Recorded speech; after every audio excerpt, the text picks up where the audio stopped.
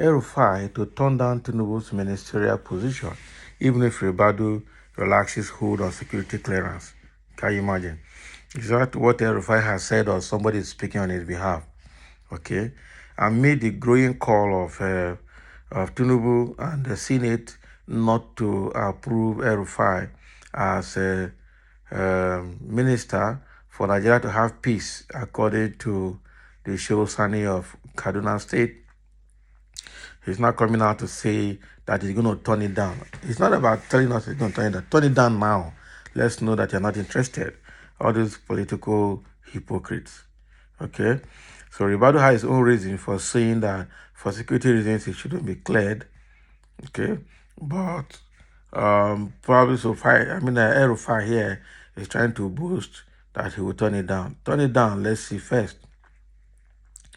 Nasser El-Rufai is all but guaranteed to excuse himself from the President Bola Tinubu's Federal Executive Council, even if his security clearance ultimately goes through for ministerial confirmation. People's Gazette heard from two people familiar. Okay, the former Kaduna governor said he was incensed by the hold on his senatorial endorsement that appeared to cast a pall on his security status as a prominent Nigerian politician, according to the sources who urge anonymity to relay aspects of a recent meeting with the ministerial nominee to the Gazette. From our findings, Mr. El-Rufai has not publicly announced his intention to abandon his ministerial nomination because he believed that Senate would eventually receive a green light from the national security establishment and subsequently confirm him. He had decided to wait until his confirmation before announcing his desire not to serve in the cabinet, sources said, eliminating any emergency development that could force his hands otherwise. He could be the first to resign ministerial appointment between Senate confirmation and inauguration. Can you imagine? So, this is all lie. This man already is interested in the government because he still wants to remain politically relevant. He has no other jobs, so he cannot resign. Don't mind them. The reason Mr. El-Rufai decided to follow this approach, the Gazette head, was to show the Nigerian public that there were no justifiable grounds for the outcome of his security assessment to be placed on hold, presumably by National Security Advisor Nuhu Ribadu, much less being heinous enough to preclude him from serving as minister. Mr. El-Rufai was among three politicians whose confirmations were withheld by the Senate on Monday. They were among 48 total ministerial nominations forwarded to the upper parliamentary chamber by Mr. Tinubu, with lawmakers clearing 45 names who are now being assigned portfolios. Senate President Godswill Akpabio was silent on what informed the body's decision to reject three ministers. And we know that of these people, especially the El-Rufai own, was because Ribadu wrote to say they should be suspended for now for security reasons until he's cleared by the security agencies. That is exactly what we saw there. Okay. Whereas the grounds for withholding confirmation for the two other nominees, Abubakar Danladi of Taraba and Stella Okotete of Delta, were publicly documented. Even if unstated by Mr. Akpabio, Mr. El-Rufai's fate has been stranded in the realm of high-octane speculations that have proven rather stubborn for his supporters to quell. Some of his opponents swore the hold was due to Mr. El-Rufai's handling of ethnic and sectarian clashes that overshadowed most of his tenure as a two-term governor of Kaduna State, while others cited the politician's insinuated propensity for corruption and betrayal of allies. Mr. El-Rufai's decision came despite relentless entreaties from his closest and most powerful friends, who said he should follow them to see Mr. Ribadu to resolve any outstanding issues. His Excellency Nasser El-Rufai is a man of conviction, and he has made it clear that he won't be meeting Nuhu Ribadu to lobby him for security clearance, one of our sources said.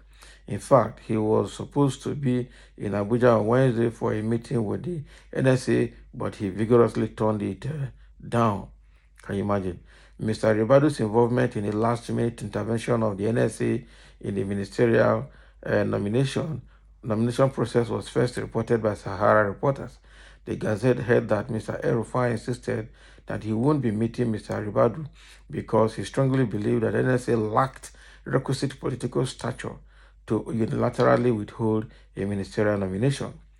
Mr. El-Rufai and other nominees have been previously cleared by the state security services prior to being asked to proceed to the Senate. They were all questioned for more than a week as part of the screening process. It, however, remained unclear how Ribadu managed to successfully raise objection to the previously imminent confirmation of Mr. El-Rufai and two others. Whatever Nuhu Ribadu might be doing, he won't be able to do it without the president's prior knowledge, the source said, echoing Mr. El-Rufai's position. So that is why he would wait until he finally gets confirmation before pulling out of the cabinet. Mr. El-Rufai did not return a request seeking comments from the Gazette about what he told his friends, yet he didn't object to running this story. Mr. Ribadu, whose specific grounds against Mr. El-Rufai could not be yet ascertained by the Gazette, did not return a request seeking comment about his involvement on Tuesday night. A spokesman for the president was not available for comment on Wednesday morning as well. Can you imagine? So all of these, only Ribadu knows why he's holding these three people down, even after DSS had cleared them for almost after a week questioning prior to proceeding to Senate for further screening. That is what we see here.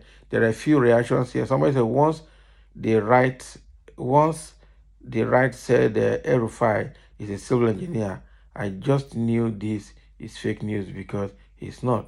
They didn't say he's a civil engineer. Now. There's nowhere inside the document that I said that El-Rufai is a civil engineer. One reason I don't believe this article is when you mention El-Rufai as a civil engineer and not quantity surveyor. Can you imagine? It depends how much the person knew. The in-law of article is out to take a pound of his flesh on behalf of his brother. Just remember the sins of El-Rufai against Atiku. Note the average Fulani man must take vengeance even if it takes 100 years. His children are brave to make it happen. Double attack on El-Rufai. High-powered politicking is what is being played out. Forget about security issues being carried out around. I personally don't think it is going to be well with caliber of our president and El-Rufai working peacefully together because both of them are extremely cunning, even more than tortoise. So both of them will not be able to work together. So it means that Tinubu, there's nothing Nuhu Ribadu is doing that Tinubu might not be aware of concerning El-Rufai. So it is high-powered politicking that is taking place here. So the summary of this story is that El-Rufai is likely going to turn down the ministerial nomination, but is waiting until he gets security clearance before he turns it down completely. Again, he has also turned down the meeting with Nuhu Ribadu to lobby for his clearance. He has refused to do that as well because he's a man also that is a bit pompous and they would not want to mellow down or stoop low to go and meet Nuhu Ribadu for lobbying. So all of these are happening to El-Rufai now, and he's just waiting until it is over before he will put his letter to turn down the ministerial nomination. So thank you for listening, and let's have a comment.